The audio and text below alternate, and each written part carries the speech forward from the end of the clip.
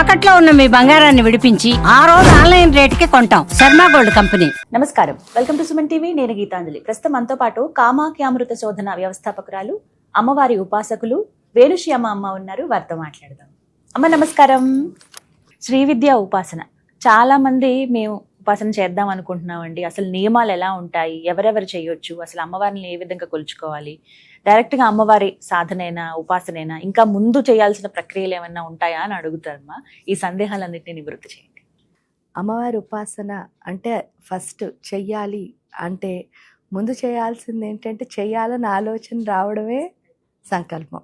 ఎందుకు సంకల్పం అంటే అది మన సంకల్పం కాదు, మన లోపలికి ఆలోచన వచ్చింది అంటే అది అమ్మవారే మనకి ఆలోచన ఇచ్చారు. ఎందుకు అంటే ఇంకో పని ఏదో చేయాలనిపించచ్చు కదా, దానికి బదులు ఉపాసన చేయాలనిపించింది అని అంటే తప్పకుండా ఆవిడిచ్చింది అది. కాబట్టి ఆ నిమిషమే మనం మొదలుపెట్టేయచ్చు. ఎందుకంటే ఆలస్యం అమృతం విషం. కాబట్టి మనకి అనిపించగానే స్టార్ట్ చేయొచ్చు. కాకపోతే ఏంటి అని అంటే ఇక్కడ ఉపాసన ప్రక్రియలో మనం ఏం చేయాలనుకుంటున్నామో అన్న ఆలోచన కూడా ఒక రకంగా చెప్పాలి అంటే ఆ తల్లే మనకి ప్రసాదిస్తుంది. అది తెలియకపోతే మన దగ్గరలో ఎవరైనా గురువులు ఉంటే ఆ గురువుల దగ్గరికి వెళ్ళి వారిని మనం ఏం నేర్చుకోవాలనుకున్నామో ఆ ప్రకారం వెళ్ళొచ్చు. అసలు అన్నిటికంటే ఫస్ట్ ఉపాసన అంటే అర్థం ఏమిటి అంటే దేవతకి దగ్గరగా ఉండడం అని అర్థం. అంటే ప్రతి క్షణం ఆవిడకి దగ్గరగా ఉంటే మనకు కావాల్సింది ఏదో అది అక్కడి నుంచి వస్తుంది, ఆవిడే ఇస్తుంది. అంటే మనం అనుకున్నది అది కాకపోవచ్చు, కానీ ఆ వచ్చింది మాత్రం డెఫినెట్గా మందే అవుతుంది. అది ఎలా అవుతుందండి అంటారు. ఒక్కొక్కసారి ఏమవుతుంది అంటే ఈ భూమి మీద మనం ఎవరినో చూస్తాం, మన ఫ్రెండ్స్ని, ఓహో వాళ్ళు ఇలా చేశారు కదా నేను కూడా ఇచ్చేద్దాము అని కొన్ని అట్రాక్ట్ అయ్యే సంఘటనలు కూడా ఉంటూ ఉంటాయి. ఎందుకంటే మనకు అదే ఇష్టం ఉంది కాబట్టి. ఇప్పుడు లలితా సహస్రం ఇష్టం, మీరు చదువుతున్నారనుకో, అది చూసి నాకు కూడా చదవాలనిపించవచ్చు.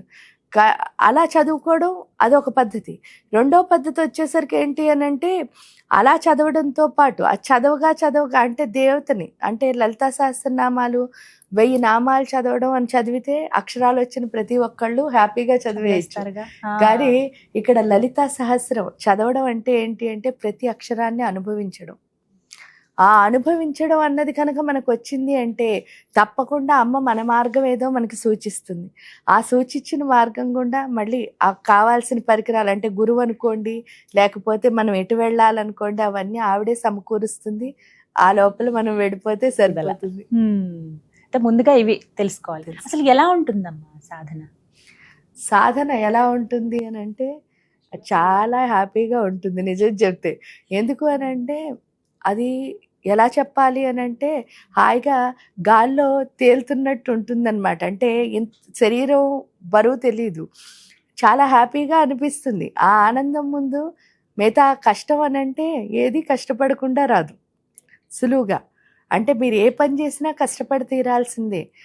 అలాంటప్పుడు ఈ కష్టంలో హ్యాపీ ఉంటుంది. ఏంటి అంటే చాలా ఆనందం ఉంటుంది కాబట్టి అసలు కష్టపడినట్టే తెలియదు.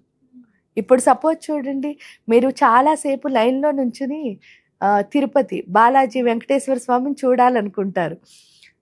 చాలా లైన్లో నుంచుని ఉండొచ్చు.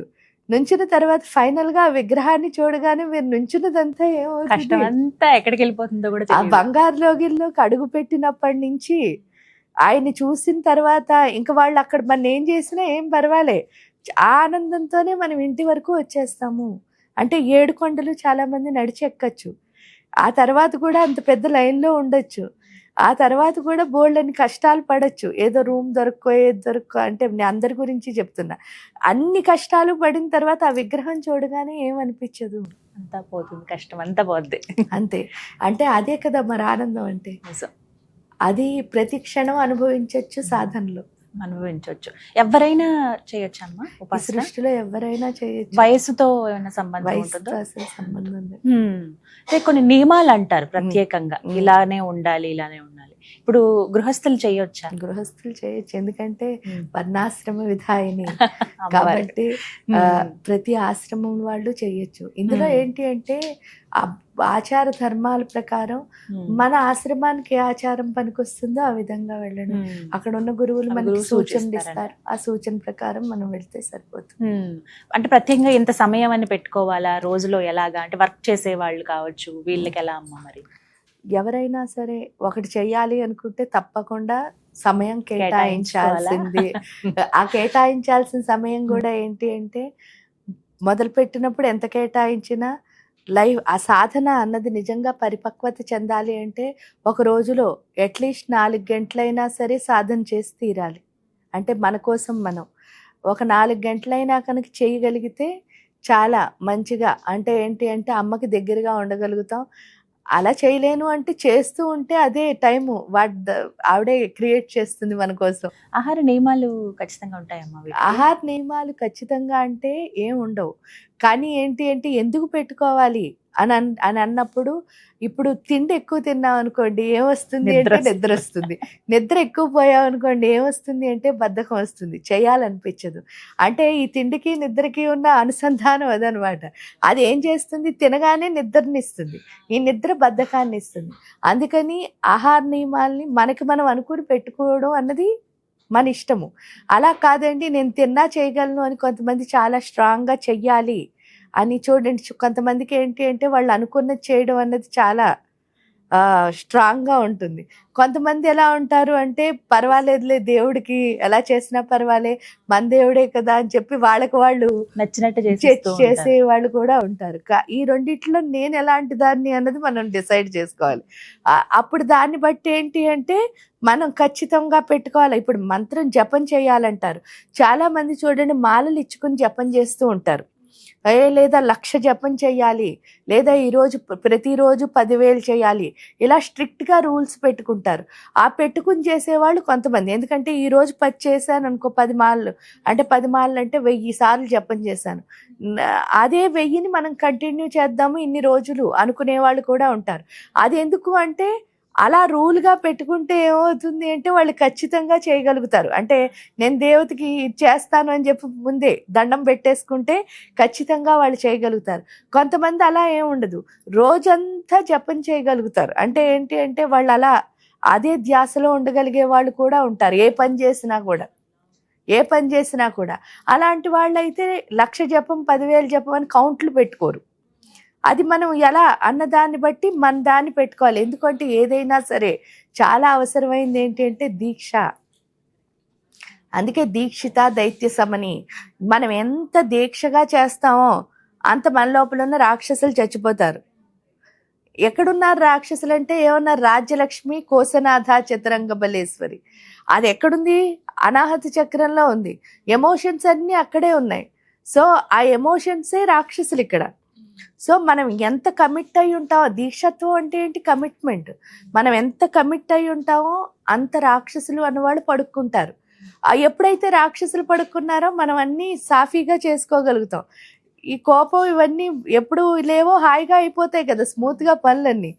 ఇవి ఎప్పుడైతే బయటకు వస్తున్నాయో అంటే మన సాధన ఏం చేస్తూ ఉండాలి, చేస్తూ ఉండాలి, పెంచుతూ ఉండాలి.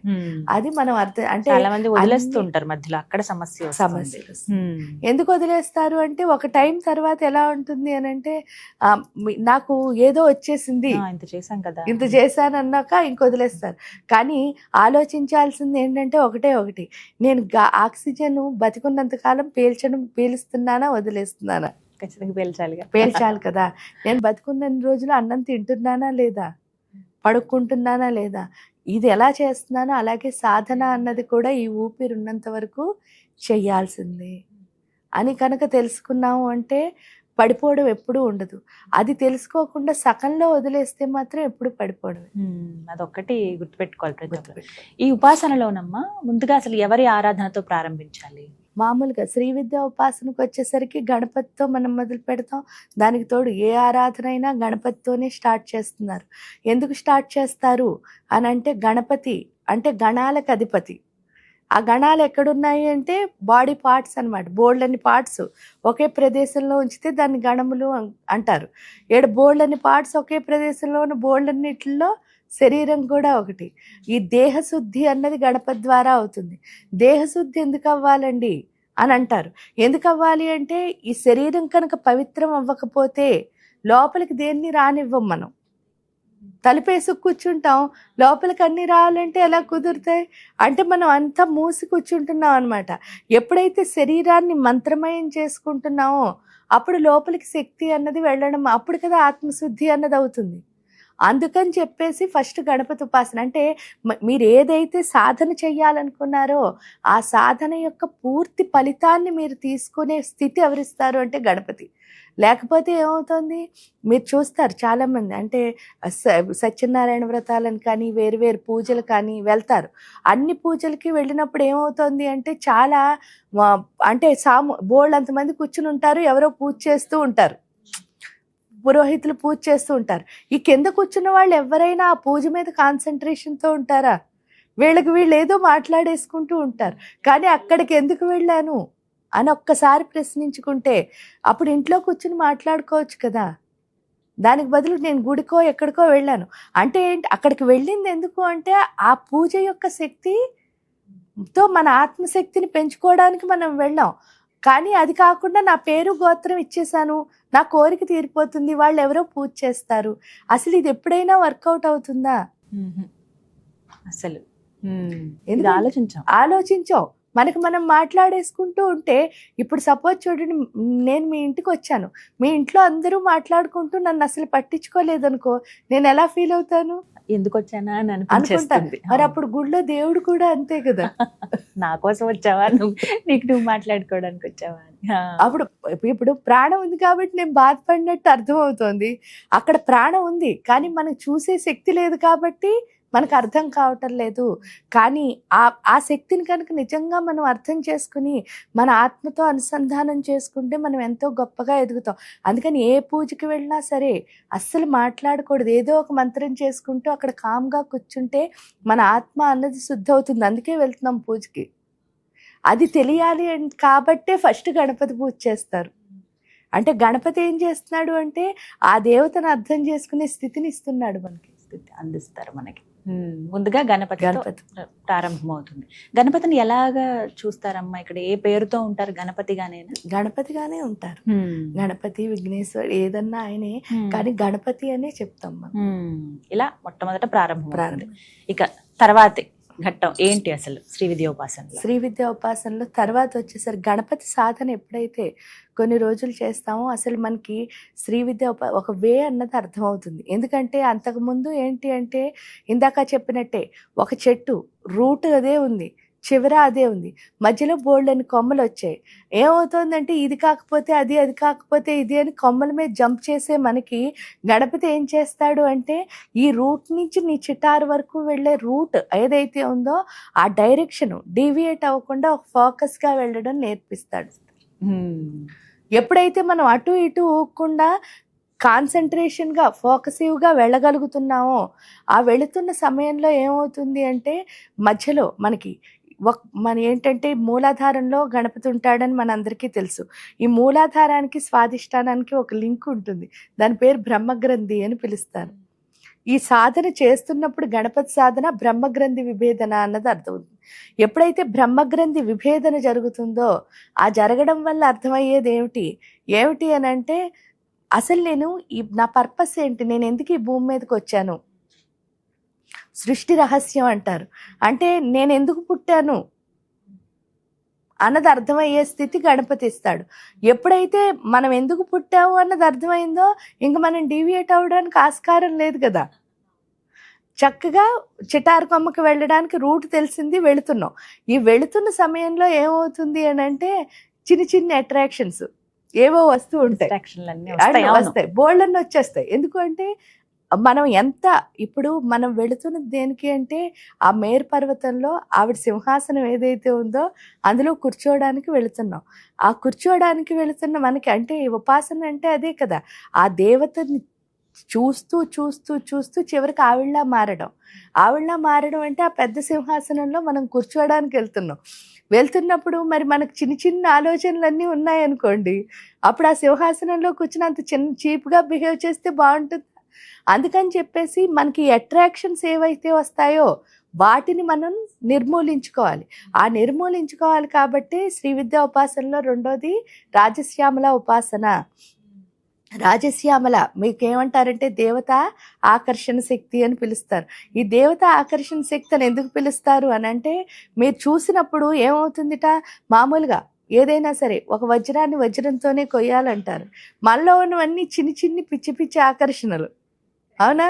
అంటే ఏంటి, ఈ ఇల్లు కావాలి, ఆ కారు కావాలి, లేకపోతే ఆ టీవీ కావాలి, డ్రెస్ కావాలి, షూ కావాలి, ఇలాంటివి. అవన్నీ అసలు పనికిరానివి. కానీ నిజమైన ఆకర్షణ ఏదో అర్థమైపోయింది అనుకోండి, ఈ అక్కర్లేనివన్నీ మనం చూస్తావా? ఎందుకు చూడకూడదు అంటే, మణిద్వీపం గురించి మీకు వర్ణించినప్పుడు అందులో చూడండి 44 ప్రాకారాలు ఉంటాయి అమ్మవారి చుట్టూ. ఆ 44 ప్రాకారాల్లో మీరు ఎప్పుడైనా వింటే మీకు అర్థమవుతుంది. వజ్ర ప్రాకారం, వైఢూర్య ప్రాకారం, ఇంద్రనీల ప్రాకారం, ముక్తారత్న ప్రాకారం, అంటే అన్ని ప్రీషియస్ నవరత్నాలు అక్కడే గోడల కింద ఉన్నాయి. ఆ నవరత్నాలు గోడల కింద ఉంటే జనరల్ గా మనకున్న బుద్ధి ఏమిటి, అవి తీసుకోవాలని. కానీ నిజమైన ఆలోచన అక్కడ ఏముండాలి, ఈ గోడలే ఎంత బాగుంటే గోడల వెనకాల ఉన్నవాడు ఎంత అద్భుతంగా ఉంటుందో. ఇంతకు మించింది ఏదో అక్కడ ఉంటుంది. ఎందుకు అని అంటారంటే, ఇప్పుడు మీ ఇంట్లో అంత గొప్పది పెట్టుకోగలిగారు ఒక వస్తువు అని అంటే మీరు ఇంకా గొప్పవాళ్ళు అయి ఉండాలిగా. అప్పుడు ఆ గోడే ఇలాంటి నవరత్నాలు అయితే మరి ఆ వెనకాల ఆవిడ ఇంకెంత పెద్ద రత్నమో మనకి తెలియదు కదా. అందుకని చెప్పేసి అది కనుక మనకి థాట్ వచ్చిందా, మన లైఫ్లో మనం చాలా గొప్పగా ఎదిగిపోతాం. జనరల్గా ఏంటంటే ఇక్కడితోనే ఆగిపోయేవాళ్ళు. అందుకే ఏంటి ఒకసారి వెలిగినట్టు వెలిగి చాలా కొంచెం కింద ఇక్కడితోనే ఆగిపోయే వాళ్ళే ఎక్కువ ఉంటారు. అది అవ్వకూడదనే మన గురువులు చాలా గొప్పవాళ్ళు. ఎందుకు గొప్పవాళ్ళు అని అంటే, అసలు వాళ్ళు చాలా కష్టాలు పడి ఆ దేవతని సాధించిన తర్వాత వాళ్ళ పిల్లలకి ఏం చేశారంటే, గురువులకి అందరూ బిడ్డలే కదా, వాళ్ళ పిల్లలు ఇంకా ఈజీగా దేవుణ్ణి చేరుకోవాలంటే వాళ్ళు పడిన కష్టాలన్నీ పడకూడదని చెప్పేసి మనకి చాలా ఈజీగా మార్గాలు ఇచ్చారు. అందులోనే ఇక్కడ శ్యామ ఉపాసన. ఎందుకు శ్యామ ఉపాసన అంటే, జనరల్గా ఏంటి అంటే మానవుడికి, అది స్త్రీ అయినా పురుషుడైనా 5వ సంవత్సరం వరకు మనం చాలా మంచిగా ఉంటాం. అంటే ప్యూరిటీ అంటే ఇంకంతకంటే ఏముండదు. కానీ ఎప్పుడైతే 6 అనే సంవత్సరం అడుగు పెడతామో, పెట్టగానే మన లోపలికి మోహం అనేది వస్తుంది. ఆ మోహం ఎప్పుడైతే గుండెల్లోకి వచ్చిందో, స్లోగా మోహం అంటే ఆకర్షణలు. అందుకే చూడండి 5వ సంవత్సరం వరకు మీరు ఏమి ఇచ్చినా సరే పిల్లలు చాలా ఎంజాయ్ చేస్తూ తీసుకుంటారు. 6th ఇయర్లో అడుగు పెట్టగానే మనం ఏమి ఇచ్చినా సరే అది కాదు ఇంకోటి కావాలంటారు. అవును, వేరియేషన్ వచ్చేస్తుంది. అంటే ఉన్నదాన్ని ఏం చేయలేకపోతున్నారు వాళ్ళు, ఎంజాయ్ చేయలేకపోతున్నారు. అలాగే మనంత పెద్ద అయ్యేసరికి ఇంకా ఇంకా ఇంకా పెరిగి అసలు ఉన్నదాన్ని దేన్ని ఎంజాయ్ చేయం మనం, ఇంకా లేనిదేదో అడుగుతూ ఉంటాం. సో అందువల్ల ఏంటి అంటే, మరి ఆకర్షణలు ఎంత పెరిగిపోతున్నాయో మనతో పాటు అంత గుండెల్లో తగ్గిపోతున్నది ఏంటో మనం గుర్తించాలి. అదేమిటి అంటే ప్యూరిటీ, ప్రేమ అన్నది పోతుంది. ఇక్కడ రాజశ్యామలాదేవి ఏం చేస్తోంది అని అంటే, ఆ ప్యూరిటీని మళ్ళీ ఏం చేస్తోంది. అందుకే మీరు చూసినప్పుడు ఏమంటున్నారు అంటే, మంత్రిణ్యంబా విరచిత విషంగవదతోషిత అని అన్నారు. చెప్పుకున్నప్పుడు చూడండి, విషంగము అంటే అర్థం ఏమిటి, ప్రతి అంగంలోనూ ఉన్న విషము అని అర్థం. అంటే అదేదో రాక్షసుడు అనుకుంటున్నారు అందరూ. విష అంగము అంటే అందులో ఉన్న అసలు ప్రతి శరీరంలో ఉన్న ప్రతి పార్ట్ ఏంటంటే ఒక్కొక్క జ్ఞానాన్ని మనకి నేర్పిస్తుంది. అంటే దాని నుంచి మనం లెర్న్ చేయాలి. ఇప్పుడు నేను మిమ్మల్ని చూసి లెర్న్ చేస్తాను, మీరు నన్ను చూసి లెర్న్ చేయాలి. Exchange of energy. సో అంటే అర్థం ఏమిటి అని అంటే, ఈ సృష్టిలోని ప్రతి దాంట్లో ఉన్నది గొప్ప గొప్ప జ్ఞానాలు. ఆ జ్ఞాన భాండారం మనకు అర్థం అవ్వాలి అంటే ఫస్ట్ ఇందులోని విషం పోవాలి, అది ముందు తొలగించుకోవాలి. అందుకే ఏమన్నారు, మంత్రిణ్యంబా విరచిత విషంగవదతోషిత. ఆ విషంగము అంటే మొత్తం విషాలు, ప్రతి అంగంలో ఉన్న విషాన్ని తీసేస్తుంది. ఎప్పుడైతే ఆ అంగంలో ఉన్న విషం పోయిందో అప్పుడు ఇందులోకి ఏమొస్తుంది, అమృతం వస్తుంది. అంటే శరీరం అంతా అమృతమయం అయిపోయింది అనుకోండి, అప్పుడు ఏమవుతుంది అని అంటే మనం ప్యూర్గా అయిపోతున్నాం. అమృతం అవడం అంటే ప్యూర్గా అవుతున్నాం. అంటే చెడ్డ లక్షణాలు ఏమీ లేవు, అన్నీ మంచే. అందుకే ఆవిడ ప్రేమతత్వం అని అంటారు. అంటే ఆ ప్యూరిటీ అన్నదాన్ని రాజశ్యామలా ఇస్తుంది. ఇక్కడ ప్యూరిటీ ఎందుకు అంటే 100% అవసరం. మనం వెళుతున్నది నిజమైన స్వచ్ఛత దగ్గరికి. కరెక్ట్. అమ్మ అంటే నిజమైన స్వచ్ఛత. అప్పుడు మనం అబద్ధంగా వెళ్ళాం అనుకోండి, ఇప్పుడు మనం చేస్తున్న పని అదే. ఏమిటి అని అంటే, ఏదో కోరుకుందనుకో, పూజ చేస్తున్నాం, ఆశించి. అందుకని ఇక్కడ ఎక్స్పెక్టేషన్, ఆశ అన్నది ఇక్కడ ఉంది. మనకి ఎంత ఆశ ఉంటుందో అంత అనుభవం ఉండదు. మనం అనుభవించలేము. అంటే ఉన్నదాన్ని ఎందుకు అనుభవించట్లేదంటే ఆశ ఎక్కువైపోతుంది కాబట్టి. సో ఆశ అన్నదాన్ని తీసేస్తుంది. తీసేసరికి అనుభవంలోకి వెళ్తాం. ఎప్పుడు అనుభవంలోకి వెళ్ళామో ప్రతి క్షణం మనకున్న ప్రతి దాన్ని ఎంజాయ్ చేయగలుగుతాం. అది చిన్నదవ్వచ్చు, పెద్దదవ్వచ్చు. మీ ఎంజాయ్మెంట్ అయితే చాలా ఇంపార్టెంట్. శ్యామ ఏంటి అంటే ప్రతి సెకండ్ని ఎంజాయ్ చేయడం నేర్పిస్తుంది. ఎప్పుడైతే హ్యాపీగా ఉన్నామో, ఎంజాయ్గా ఉన్నామో అప్పుడు వారాహి అమ్మవారి దగ్గరికి వెళ్తాం. అది 3వ స్టెప్ శ్రీ విద్యా ఉపాసనలో. ఆ వారాహి ఎక్కడుంటారు అంటే ఆజ్ఞాచక్రంలో ఉంటారు. ఆజ్ఞాచక్రంలో ఉండి ఏంటంటే ఫస్ట్ అన్నిటికంటే చాలా ఇంపార్టెంట్ టైం. ఏంటి అంటే చాలా మందికి చాలా ఇష్టమైంది టైమే, కానీ వాళ్ళు ఏంటంటే వాళ్ళ టైం గొప్పది, మిగతా అందరి టైం వేస్ట్ చేస్తారు. అవును. కానీ ఇక్కడ ఏం నేర్పిస్తుంది అంటే ఫస్ట్ నా టైంని నేను కరెక్ట్గా పెట్టుకోవడం నేర్పిస్తుంది. ఎట్ ది సేమ్ టైం అవతల వాళ్ళ టైంని కూడా నేను ఏం చేయాలి, గౌరవించాలి. ఎందుకు అంటే కష్టపడిన వాడికి ఎప్పుడు కూడా అవతల వాడి టైం మీద వాల్యూ ఉంటుంది. ఇక్కడ ఆవిడ చెప్పేది ఏంటి అంటే ప్రతి క్షణం హార్డ్ వర్క్ చేయడమే. ఎందుకు హార్డ్ వర్క్ చేయాలి అంటే ఎవరైతే ప్రతి క్షణం పని చేస్తూ ఉంటారో వాళ్ళే హ్యాపీగా ఉంటారు. పని ఏమీ లేదనుకోండి, అలా కామ్గా కూర్చున్నాం అనుకో, వెంటనే ఏమొస్తుంది, ఏదో ఏడుపులా వచ్చి డిప్రెషన్ వచ్చి చివరికి చికాకు వచ్చేస్తుంది. ఒక్క డే కూడా ఉండకూడదు. అంటే మనకి హ్యాపీనెస్ని ఇచ్చేది మన వర్కే. అందులో లీనమైపోవాలి. అది వారాహి నేర్పిస్తుంది. అప్పుడు ఇంకా భూతకాలం భవిష్యత్ కాలం ఏం పల్లె, ఎప్పుడూ వర్తమానాన్ని ఎంజాయ్ చేస్తూ చాలా ఉత్సాహంగా. ఎందుకంటే మీరు ఎంత వర్తమాన కాలంలో పనిచేస్తూ ఉంటారో అంత హ్యాపీగా ఉంటారు. ఉత్సాహం అన్నది అక్కడి నుంచే వస్తుంది. ఆ ఉత్సాహం వచ్చిన తర్వాత అమ్మ ఏం చేస్తుంది, ఫస్ట్ ఆలోచనల్లో క్లారిటీ ఇస్తుంది.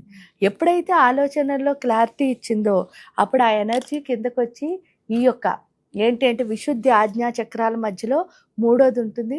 దాని పేరు రుద్రగ్రంథి. ఆ రుద్రగ్రంథి విభేదన అన్నది అర్థమవుతుంది. ఎప్పుడైతే రుద్రగ్రంథి విభేదం జరుగుతుందో అప్పుడు అర్థమయ్యే ఒకే ఒక విషయం ఏమిటి అని అంటే ఈ సృష్టి అంతా ఒక్కటే. అప్పటి వరకు ఏంటంటే ఒకటే ఒకటే ఒకటే అంటూ ఉంటాం కానీ ఒకటే కాదు, అన్ని వేరే. కానీ ఇక్కడికి వచ్చిన తర్వాత పూర్తిగా అర్థమయ్యేది ఒక్కటే. అది వారాహి వల్ల నేర్చుకుంటాం.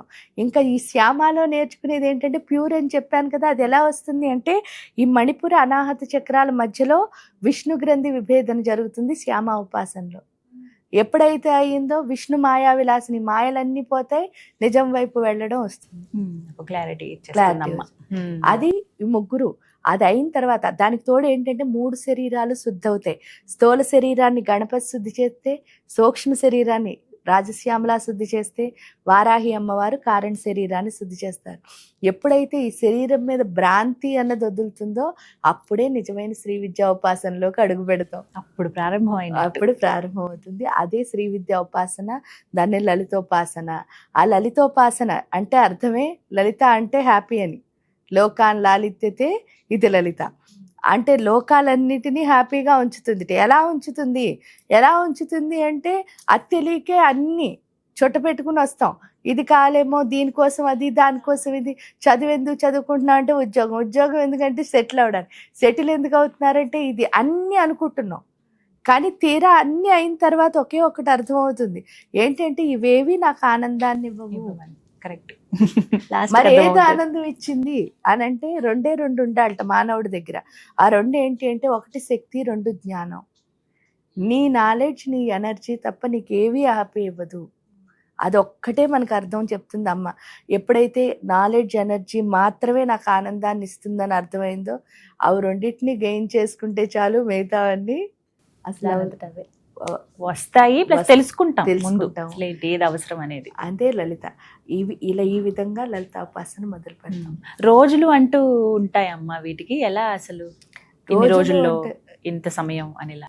ఒకటేంటి అంటే నేను ఇప్పుడు చెప్పాను కదా, విష్ణు గ్రంథి అన్నది అంత ఈజీగా విభేదన అవుతుందా, బ్రహ్మ గ్రంథి అంటే చెయ్యగా ఉన్న స్థితి నుంచి ఎప్పుడు వెళ్ళాలి అన్నది మళ్ళీ వాళ్ళే నిజంగా చెప్తే మనం అసలు ఏమీ ఆలోచించకుండా ఆ దేవత మీదే భారం పెట్టి సాధన చేయడం వరకు మన డ్యూటీ కింద పెట్టుకుంటే డెఫినెట్గా ఎప్పుడు మారాలో ఆవిడే సూచిస్తుంది, డైరెక్షన్ ఇస్తుంది. అంతే. అలా మొత్తం మీద ఈ విధంగా చేసుకోవాలన్నమాట. చక్కగా వివరించారమ్మా. ధన్యవాదాలు.